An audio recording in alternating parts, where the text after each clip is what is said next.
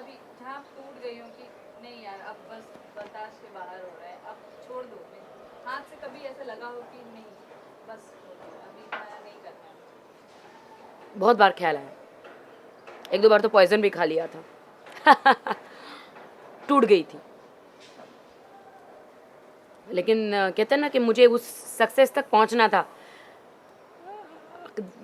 और जिसका कोई नहीं उसका तो खुदा है यारो। पॉइजन खाने के बाद भी बच गई थी मैं। कि मैं मरी नहीं।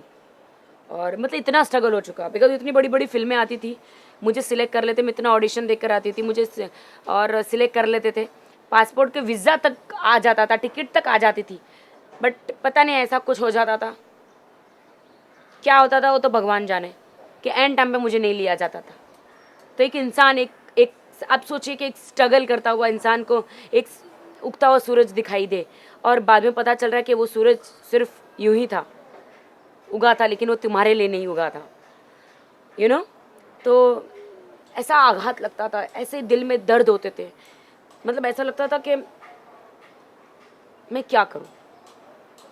मैंने अपने खाने खाने की प्लेटें कांच की बहुत बार तोड़ी है। सारा गुस्सा मैं उस पर उतारती हूँ।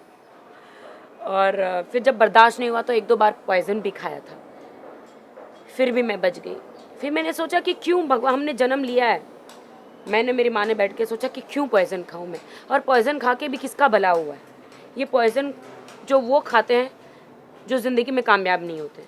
एक दो बार मैं भी इंसान हूँ, मैं भी अपनी, कहते हैं ना कि मैं भी ज़िंदगी में कभी हार मानी थी।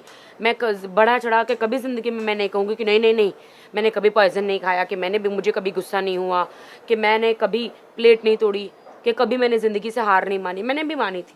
ज़िंदगी चीज़ ही होती है उतार चढ़ाव आने के लिए, इतनी ठोकरें लगी है मुझे तो। और मेरी ज़िंदगी तो कुछ अलग ही रही है। मैं कोई बड़े ख़ानदान से तो थी नहीं कि मुझे डायरेक्ट अच्छे लड्डू मिल जाएं, कि डायरेक्ट मैं सिर्फ स्ट्रगल ही कर रही हूँ, मतलब फिल्म इंडस्ट्री में नहीं। मुझे अपनी फैमिली को भी संभालना एक तरफ था, भाई बहन को संभालना था एक तरफ, मुझे शूटिंग में और इंडस्ट्री में स्ट्रगल करना था। बहुत बहुत दो दो एकदम दो तरफ की ज़िंदगी बहुत अजीब सी रही है।